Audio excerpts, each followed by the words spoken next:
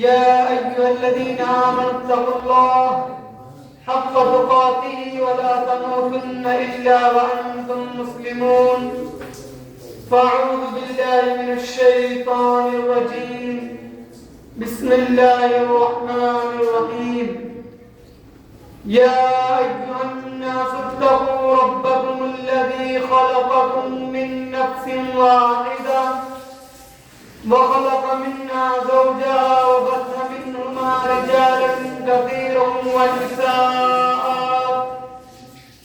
واتقوا الله الذي تساءلون به والأرحام إن الله كان عليكم رقيبا أعوذ بالله من الشيطان الرجيم بسم الله الرحمن الرحيم قال الله تبارك وتعالى في كلامه المجيد والفرقان الحميد قاف والقرآن المجيد بل عجبوا أن جاءهم منذر منهم فقال الكافرون هذا شيء عجيب فإن خير الحديث كتاب الله وخير الهدي هدي محمد صلى الله عليه وسلم وشر الأمور محدثاتها وكل محدثة بدعة وكل بدعة ضلالة وكل ضلالة في النار قال الله تبارك وتعالى في كلامه المجيد شهر رمضان الذي أنزل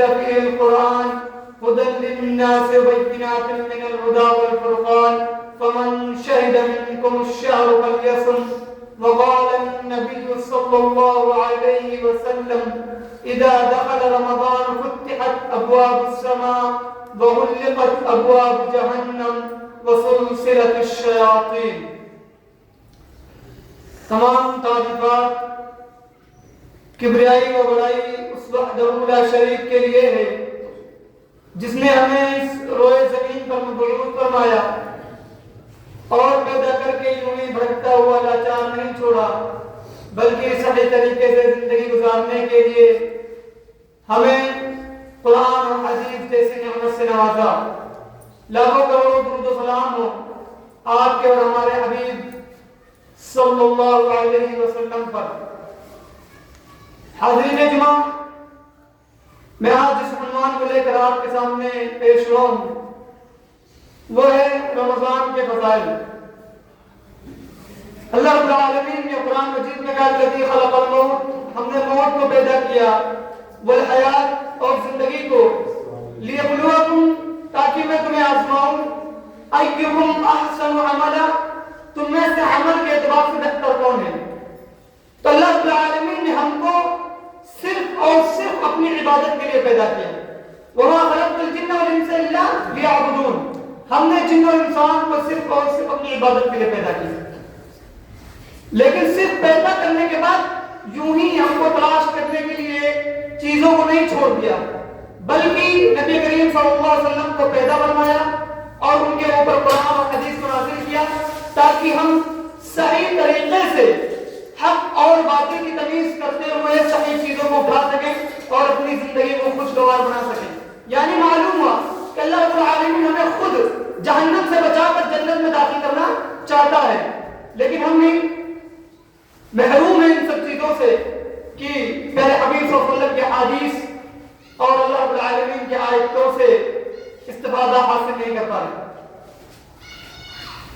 اللہ رب العالمین نے قرآن مجید میں کہا یا ایھا الذین آمنوا کتب علیکم الصیام، اے اہل ایمان ہم نے آپ کے اوپر روزے کو فرض کیا ہے، کما کتب علی الذین من قبلکم جیسا کہ تم سے پہلے لوگوں پر فرض کیا گیا تھا، لعلکم تتقون تاکہ تم تقوی اختیار کرو، پرہیزگار ہو جاؤ.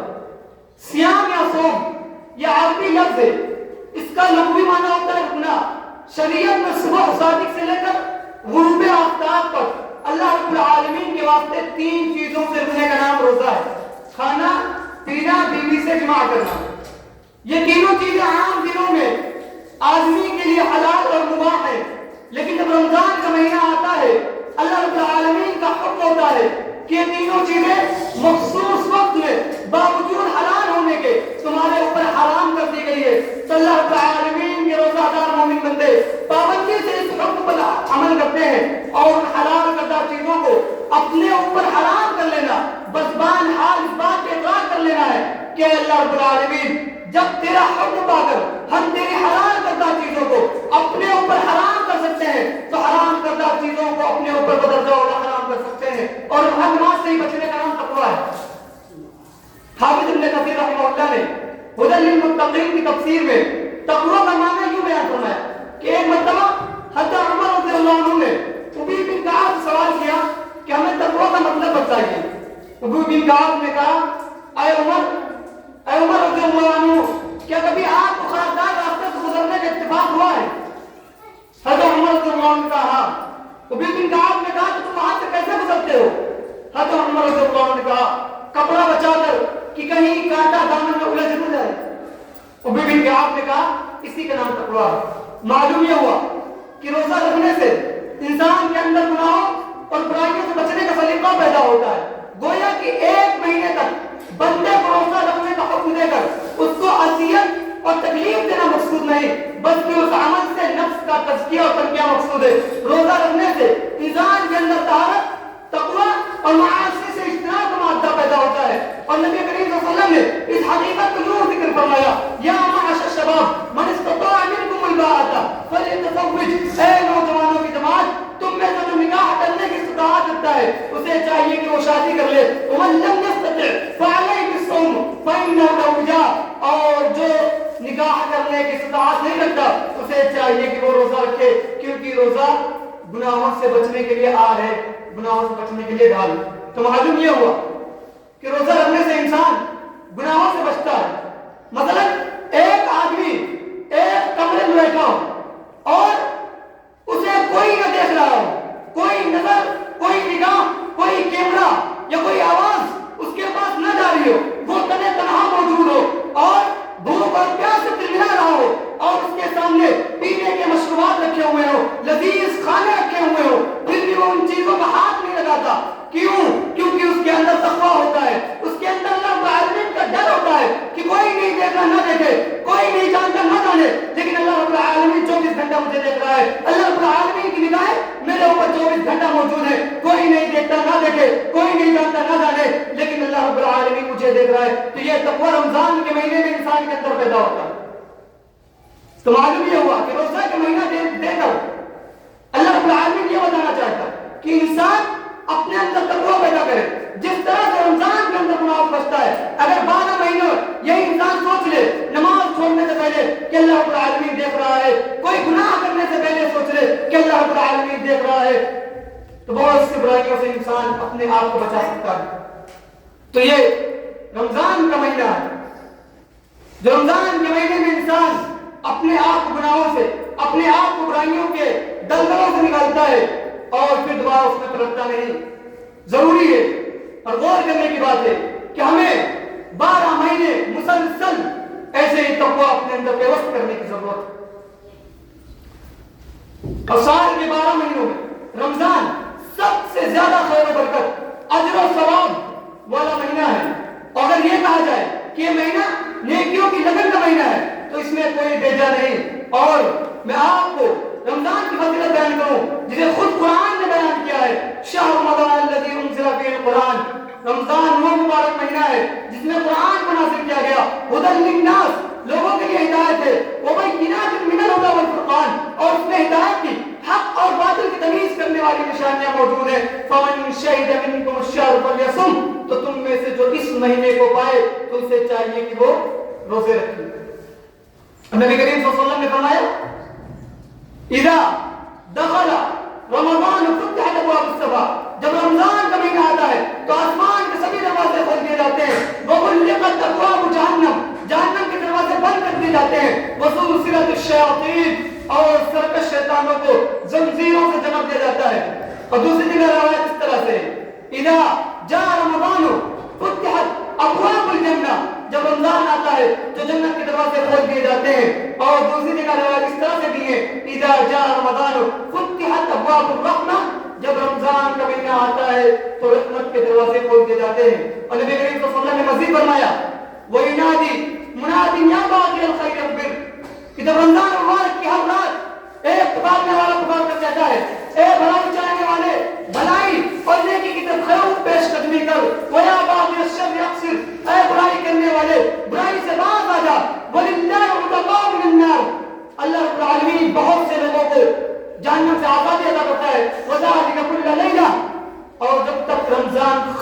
ہوتا ہے ہر رات ایسا ہی کرتا رہتا ہے۔ یہ رمضان کی فضیلت اللہ رب العالمین نے رمضان کی فضیلت ہم لوگوں کو پیش کی تاکہ رمضان کی رغبت کی دلچسپی، رمضان کی محبت ہمارے دلوں میں بیٹھ جائے۔ روزوں کی فضیلت کے بارے میں اللہ کے رسول صلی اللہ علیہ وسلم نے کہا انسان جو بھی نیک عمل کرتا ہے، انسان جو بھی نیک عمل کرتا ہے اسے 10 گنا سے لے کر 700 گنا تک اجر ملتا ہے، لیکن رمضان کی بابت، رمضان کی خواہش کی بات اللہ رب العالمین نے کہا روزہ میرے لیے ہے اور بندہ کھانا پینا اور اپنی خواہشات میرے لیے چھوڑتا ہے تو میں ہی اس کا اجر دوں گا۔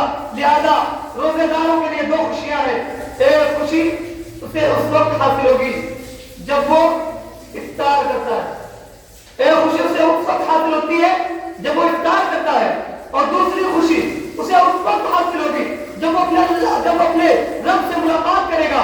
اور اللہ رب العالمین کی طرف سے صلی اللہ علیہ وسلم نے کہا رب محمد کی قسم جس کے ہاتھ محمد کی جان ہے، اللہ رب العالمین کے نزدیک روزے دار کی منہ کی بو اللہ رب العالمین کے نزدیک کستوری کے خوشبو سے بھی زیادہ معطر اور اس سے بھی زیادہ پسندیدہ ہے۔ پھر حبیب صلی اللہ علیہ وسلم نے یہ بیان دوسری میں اللہ کے رسول صلی اللہ علیہ وسلم نے فرمایا الصیام جنہ، روزہ گناہوں سے ڈھال ہے۔ اسی جگہ نبی کریم صلی اللہ علیہ وسلم نے فرمایا من صام رمضان ایمانا واحتسابا غفر له ما تقدم من ذنبه، جس شخص نے ایمان کی حالت میں اجر و ثواب کی نیت سے رمضان کے پورے روزے رکھے، اللہ رب العالمین کہتا ہے کہ میں اس کے پیچھے کے سبھی گناہوں کو معاف کروا دوں گا، لیکن شرط ہے ایمان کی حالت میں شرک نہ ہو، کسی بھی عمل میں شرک نہ ہو۔ اگر شرک ہے آپ کے عمل میں تو آپ کوئی بھی عمل کر لیں، کتنا بھی پاکیزہ عمل کر لیں، وہ قابل قبول نہیں ہوگا۔ تو ایمان کی حالت میں اور نیت اجر و ثواب کی نیت ہونی چاہیے۔ ڈاکٹر نے منع کیا کھانے پینے سے، یہ نیت نہیں ہونی چاہیے۔ صحت کے لیے یہ نیت نہیں ہونی چاہیے، لوگوں کو دکھانے کے لیے یہ نیت نہیں ہونی چاہیے۔ ایمان کی حالت میں اجر و ثواب کی نیت سے جو شخص رمضان کے 30 روزے رکھتا ہے اللہ رب العالمین کہتا ہے میں اس کے پیچھے کے سبھی گناہوں کو معاف فرما دوں گا۔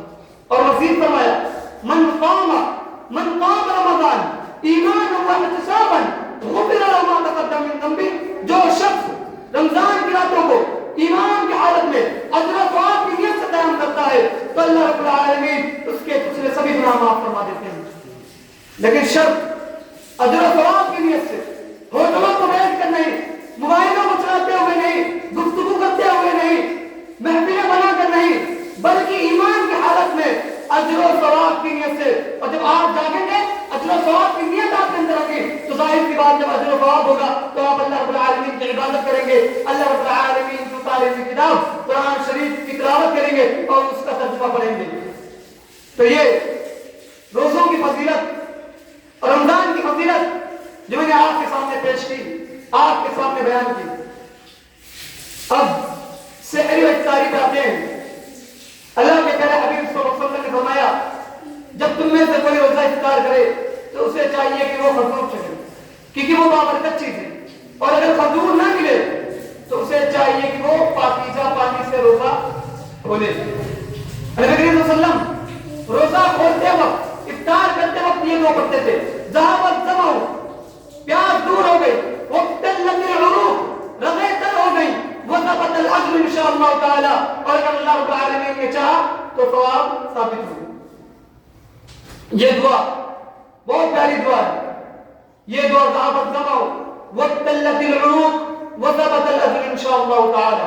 اسی طرح افطار کے بارے میں اللہ کے رسول صلی اللہ علیہ وسلم نے فرمایا لا يزال الناس بخیر ما عجلوا الفطر، لوگ اس وقت تک خیر و بھلائی میں رہیں گے جب تک افطار میں جلدی کیا کریں گے، یعنی سورج غروب ہوتے ہی ہمیں افطار کرنا ہے۔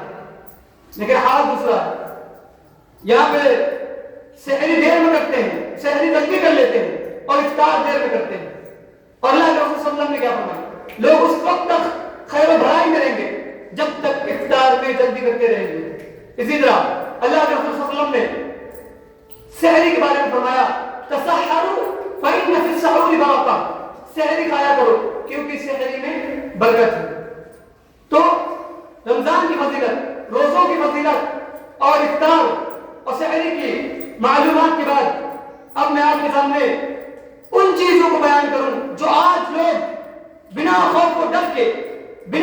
کسی جھجک کے، بنا کسی شرم و حیا کے کھلے عام روزوں کو توڑتے ہیں، کھلے عام روزوں کو چھوڑتے ہیں اور لوگوں کے سامنے کھاتے پیتے بھی۔ اللہ رب العالمین نے معذوروں کو ان کے عذر کے بنا پر روزہ چھوڑنے کی مہلت دی ہے کہ وہ بعد میں قضا کر لے، لیکن جو شخص جان بوجھ کر روزہ کو چھوڑ دے تو اس کے لیے ایک ہی چارہ ہے کہ وہ اللہ رب العالمین کے سامنے گڑگڑائے، وہ اللہ رب العالمین کے سامنے معافی مانگے، وہ اللہ رب العالمین کے سامنے اپنے آپ کو پیش کرے، وہ اللہ رب العالمین کے سامنے روئے۔ ایک مرتبہ نبی کریم صلی اللہ علیہ وسلم منبر کے قریب آئے اور لوگوں سے کہا کہ منبر کے قریب ہو جاؤ۔ لوگ قریب ہو گئے۔ اللہ کے پیارے حبیب صلی اللہ علیہ وسلم منبر کے پہلے درجے پر قدم رکھا تو کہا آمین، پھر دوسرے درجے پر قدم رکھا تو کہا آمین، اور جب منبر کے تیسرے درجے پر قدم رکھا تو پھر کہا آمین۔ خطبہ ختم ہوا، صحابہ کرام رضی اللہ عنہم اجمعین اللہ کے رسول صلی اللہ علیہ وسلم کے پاس آئے اور کہا اللہ کے رسول، ہم نے ایک بہت عجیب بات سنی جس سے پہلے کبھی نہیں سنی، آپ منبر پہ چل رہے اور آمین آمین کہتے ہیں۔ کہا میرے پاس جبریل علیہ السلام آئے اور انہوں نے کہا کہ جو شخص رمضان کا مہینہ پائے اور پھر بھی اپنی مغفرت نہ کرائے وہ ہلاک ہو جائے، اس پر اللہ کے رسول نے کہا آمین۔ پھر جب دوسرے درجے پر قدم رکھا تو کہا کہ وہ شخص ہلاک ہو جائے جب نبی کریم صلی اللہ علیہ وسلم کا نام آئے اور آپ پر درود نہ بھیجے۔ پھر تیسرے درجے پر جب قدم رکھا تو کہا وہ شخص ہلاک ہو جائے جو اپنے والدین کو پائے یا ان میں کسی ایک کو پائے اور ان کی خدمت کر کے اپنے آپ کو جنت میں داخل کروا لے، تو اس کے اوپر اللہ کے رسول نے کہا آمین۔ تو پہلی بار پہلے درجے پر جو قدم رکھا کہ جو شخص رمضان کا مہینہ پائے اور پھر بھی اپنی مغفرت نہ کرا پائے وہ ہلاک ہو جائے، بد دعا کرنے والے جبریل علیہ السلام آمین کہنے والے اللہ کے رسول صلی اللہ علیہ وسلم، آپ ذرا غور کریں، غور سے سنیں کہ اللہ کے رسول صلی اللہ علیہ وسلم آمین ان لوگوں کے لیے کہہ رہے ہیں جو روزہ نہیں رکھتے، روزہ کا مہینہ پانے کے باوجود اپنے آپ کو ایک ہلاکت کی طرف ڈالتے ہیں، اپنے آپ کو ان نیکیوں سے دور بھگاتے ہیں، اپنے آپ کو ان مسجدوں سے اجر و ثواب سے اپنے آپ کو دور رکھتے ہیں، ان کے بارے میں کہا گیا کہ ہلاک ہو جائے وہ شخص جو رمضان کا مہینہ پائے اور اپنی مغفرت نہ کروا پائے۔ دوسری جگہ اللہ کے رسول صلی اللہ علیہ وسلم نے کہا میں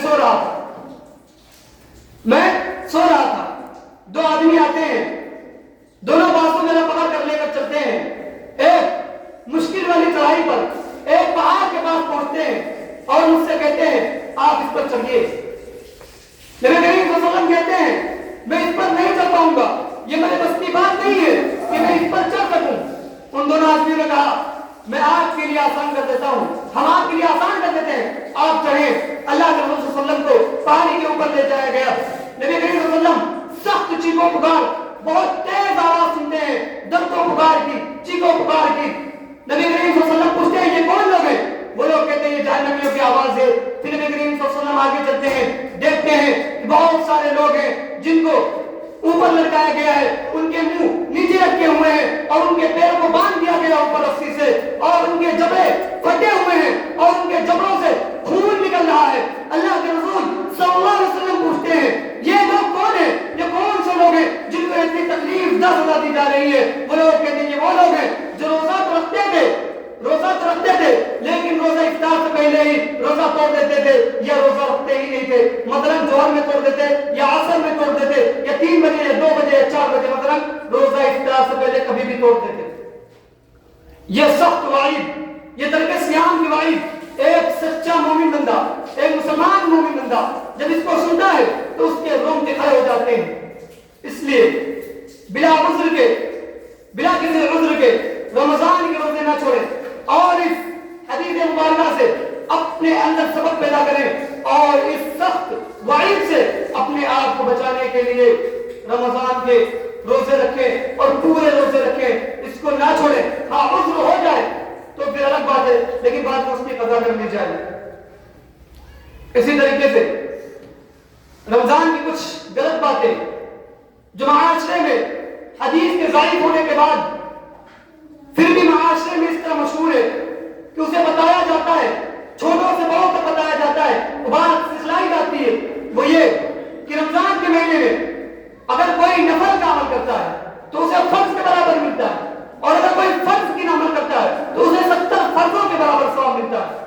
یہ روایت نبی صلی اللہ علیہ وسلم سے ثابت نہیں ہے. یہ اللہ رب العالمین کا حق ہے کہ وہ جسے چاہے جب چاہے تب اس کا عجز اس کو بڑھا سکتا ہے. 3 عمل ایسے ہیں جب اللہ رب العالمین بے جھجک رزق دیتے ہو اجر و ثواب لکھتا ہے. ایک صبر کرنے والے، ایک صبر کرنے والے، جو لوگ صبر کرتے ہیں اللہ رب العالمین کو بے حساب اجر و ثواب دیتا ہے.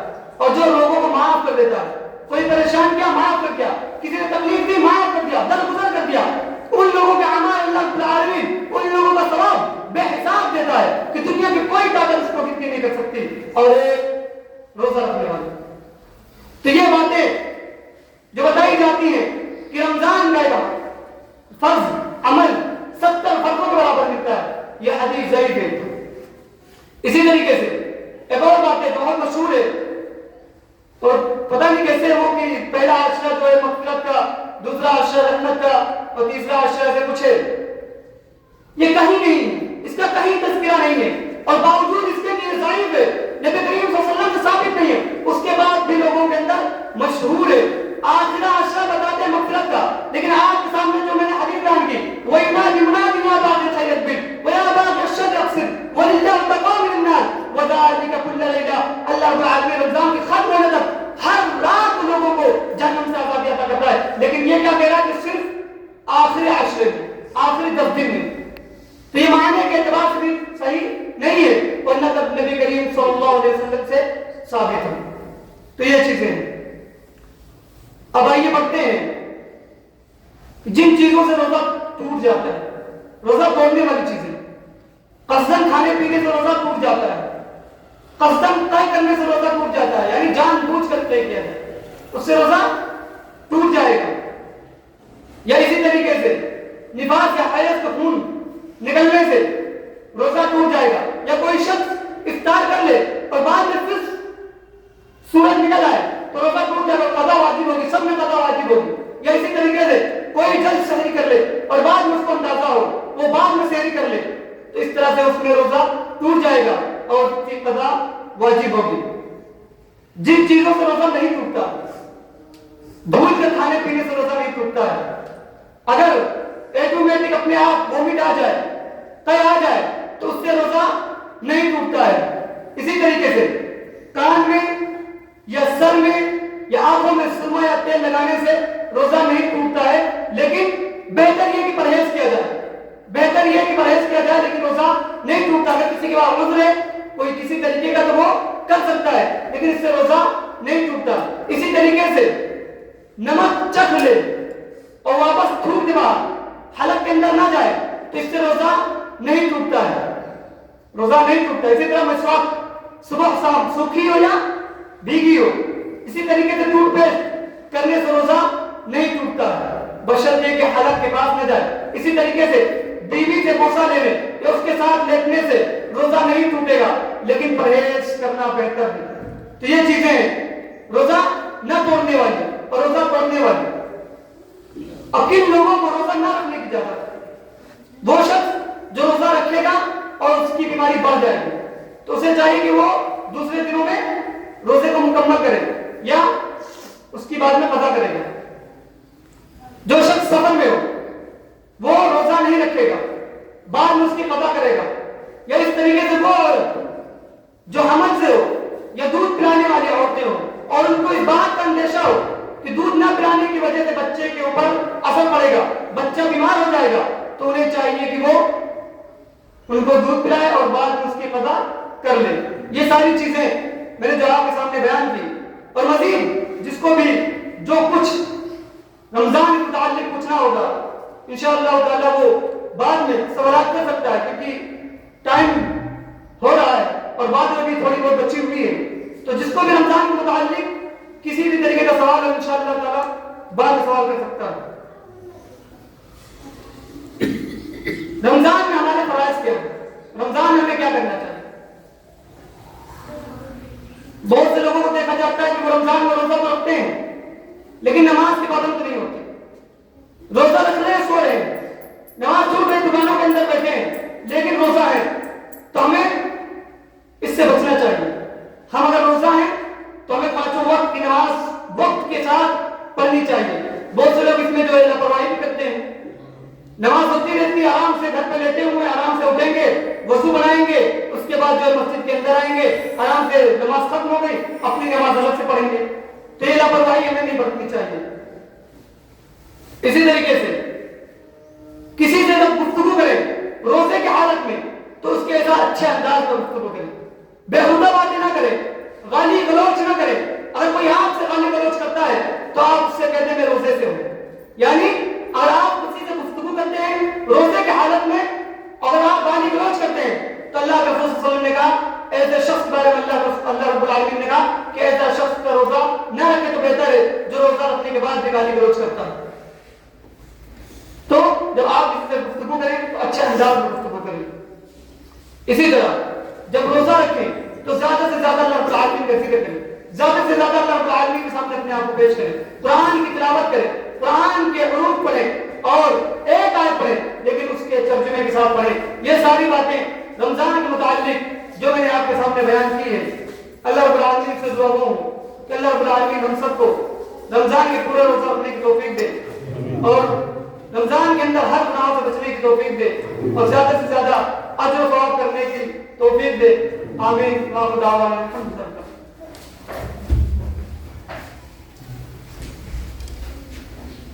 الحمد لله رب العالمين الرحمن الرحيم مالك يوم الدين. ربنا آتنا في الدنيا حسنة وفي الآخرة حسنة وقنا عذاب النار.